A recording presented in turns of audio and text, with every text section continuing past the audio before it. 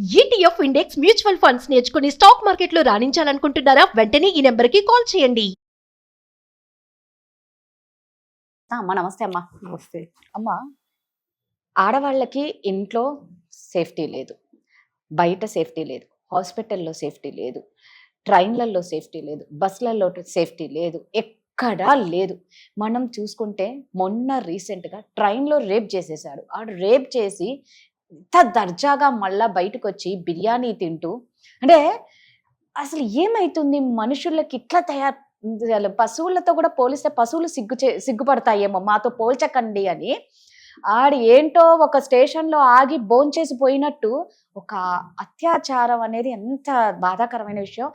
అసలు ఏంటమ్మా ఇది, ఎలా జరిగింది, ఏం జరిగింది? ట్రైన్ లో అదే లేడీస్ భోగి అని చెప్పి అదే మనం విన్నాం కదా. అంటే మనం ఏదైనా వినడమే, అంతే చూడాలది కళ్ళతో ఏం లేదు కాబట్టి మనం అనాలిసిస్ చేసుకుంటున్నాం. అంతే, yes. సో అందరూ ఆడవాళ్ళు, అమ్మాయి దాంట్లో ఎక్కింది ఆవిడ, ఎక్కినాక ఆడవాళ్ళ భోగి కాబట్టి ఆడవాళ్ళంతా ఉన్నారు అప్పుడు ఆమె ఎక్కినప్పుడు. కానీ ఆమె సహజం, అది ఆమె చేసినది. కాకపోతే ఆడవాళ్ళంతా ఒక స్టేజ్ మొత్తం దిగిపోయారంట, ఆవిడ ఒక్కడే ఉండిపోయింది.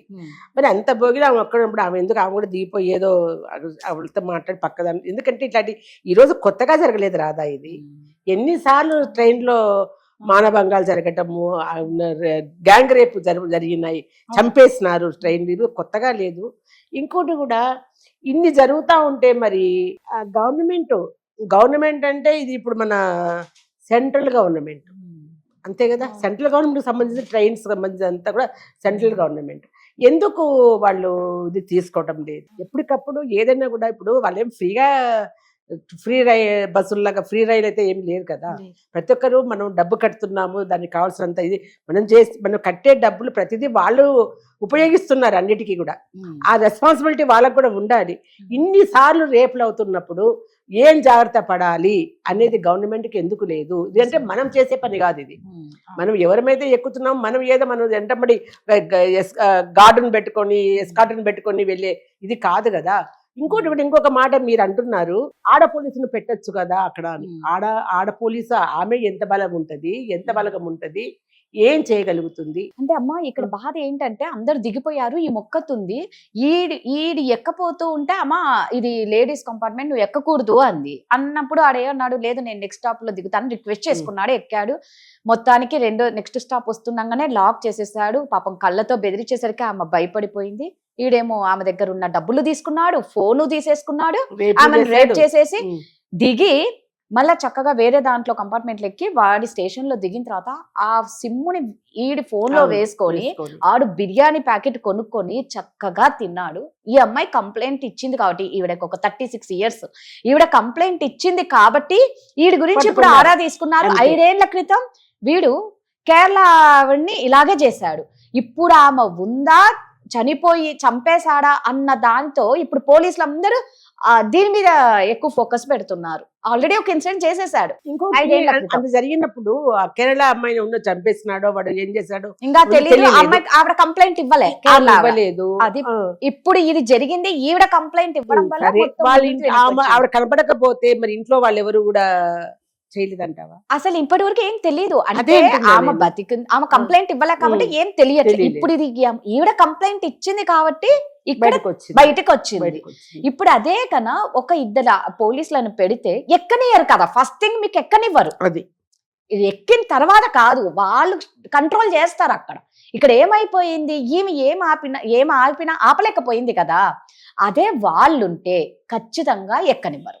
అందుకే నేను ఏమంటున్నానంటే, ఒక్క లేడీ పోలీస్ కాదు అక్కడ, అంత పెద్ద భోగికి మినిమం 2 ఉండాలి.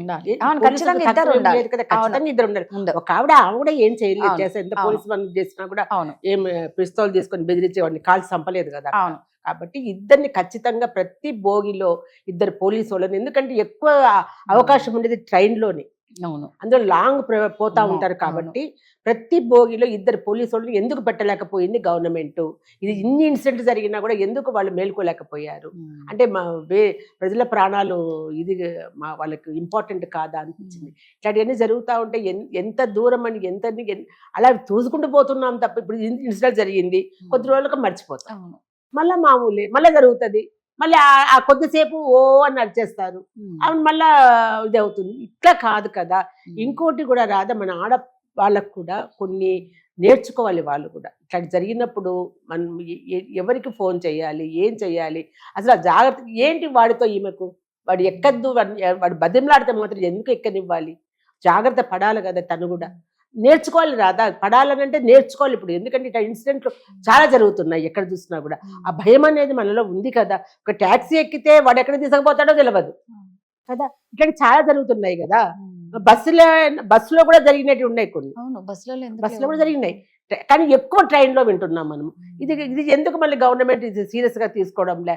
ఈ రోజు జరిగినప్పుడు సరే, తర్వాత ఒక నేరం జరిగిపోయిన తర్వాత, ఒక నష్టం జరిగిపోయిన తర్వాత అప్పుడు మనం యాక్షన్ తీసుకు, ఆ ప్రాణం పోతుంది, ఆ ఘోరం జరిగిపోయా, అప్పుడు జీవితం, వాళ్ళకు జీవితం అయితే పోయినట్లే కదా లెక్క. అవమానాలు ఏది ఇది అని ఇప్పుడు కాలంలో ఎవరు రాదా, అయ్యో ఆమెకు తెలియదులే ఇట్లా జరిగింది అనుకునే వాళ్ళు ఎవరు చెప్పు. ఎన్నో జాగ్రత్తగా ఉండాలి, జాగ్రత్తగా ఉండాలి. ఫస్ట్ ఆఫ్ ఆల్ మనం విక్టిమ్, మనం కొన్ని జాగ్రత్తలు మన చేతులందరూ తీసుకోవాలి. అన్ని తీసుకోలేకపోవచ్చు, కొన్ని అవాయిడ్ చేయడము, ఇట్లాంటివి ఏమన్నా ఉంటే కూడా ఇమీడియట్ గా ఏం చేయాలి ఆ టైంలో. ఆమె పరిగెత్తుకుంటా పోయి ఆమె చైన్ కూడా ట్రైన్లో ఉంటాయని కదా, అవి పట్టుకొని లాగడము, ఇట్లా కొన్ని చేయొచ్చు. తర్వాత వాడు ఇంత చేసేంత వరకు, లాక్కొని చేసుకునేంత వరకు మరి అరవలేదా. ఇప్పుడు ఒక్కొక్కసారి ఈ లేడీస్ కంపార్ట్మెంట్, ఇప్పుడు ఇన్ని జరుగుతున్నప్పుడు లేడీస్ కంపార్ట్మెంట్ గురించి ఎందుకు జాగ్రత్త తీసుకోవడం లేదు గవర్నమెంట్. ఆ కంపార్ట్మెంట్కి మిగతా కంపార్ట్మెంట్లకి ఏమీ ఇది ఉండదండి, లింక్ ఉండదంట. ఆడవాళ్ళది కదా, ఎందుకు మీరు అట్లా చేశారు వాళ్ళు, లింకు లేకుండా చేయడము, పోలీసులు లేకుండా చేయడము, ఎంత నిర్లక్ష్యం చెప్పు. అదే మినిస్టర్స్ వాళ్ళైతే ఫస్ట్ క్లాస్ లోనూ అట్లా, కానీ ఫస్ట్ క్లాస్ లో కూడా చాలా జరుగుతున్నాయి, ఏసీ కోచ్లో జరుగుతున్నాయని చెప్పి విన్నాను, చూడలేకపోతున్నాం. అంటే వాళ్ళు జాగ్రత్త, వీళ్ళంటే నాకు అనిపిస్తుంటే మనలోనే మార్పు రావాలి. ఎంత రాక్షసంగా ప్రవర్తిస్తున్నామంటే, మనం మనుషులమా, జంతువులు కూడా సిగ్గుపడే రకంగా ప్రవర్తిస్తున్నారు ఇప్పుడు మనుషులు. అవును, మనలో మార్పు రావాలి, విచక్షణ జ్ఞానం రావాలి. ఎంతవరకు ఇప్పుడు ఇలా చేస్తూ పోవడం వల్ల ఎంత నష్టం జరుగుతుంది, తర్వాత వాడేమైపోతాడు. వాడు ఇప్పుడు బిర్యానీ తింటాడు, తర్వాత ఏం తింటాడు, పన్నులు తింటాడు. అది కూడా వాడికి ఆలోచన రాకుండా, ఇప్పుడు ఆల్రెడీ అంటే ఒక నేరం చేసి తప్పించుకున్న తర్వాత వాడికి ఈజీ అయిపోతుంది కదా, నేను తప్పించుకున్నానులే ఏం చేస్తాము అని చెప్పేసి ఇంకోటి కూడా యాక్షన్ తీసుకోకపోవడము. మన తెలుసు కదా, మన భారతదేశంలో శిక్షలు ఎంత కఠినంగా ఉంటాయో తెలుసు కదా. ఇప్పుడు లోపల 5 నిమిషాలు బయటకు వస్తున్నాడు, ఎవరికి భయం ఉంటది. నీకు మర్చిపోయినావా, ఒకప్పుడు ఒక అమ్మాయి డాక్టర్ని, పశువుల డాక్టర్, చిన్న అమ్మాయిని లారీలో వేసుకొని మొత్తం శంషాబాద్ ఏరియా అంతా తాపించి మరీ, ఇట్లాంటి ఎన్ని కేసులు. బస్సులో ఒక అమ్మాయిని నలుగురు కలిసి ఢిల్లీలో, అమ్మాయి ఎంత ఘోరంగా చంపేశారు ఆ అమ్మాయిని, రేప్ చేసి. ఇట్లా ఎంతమంది ఆడవాళ్ళు బలైపోతున్నారు రాదా.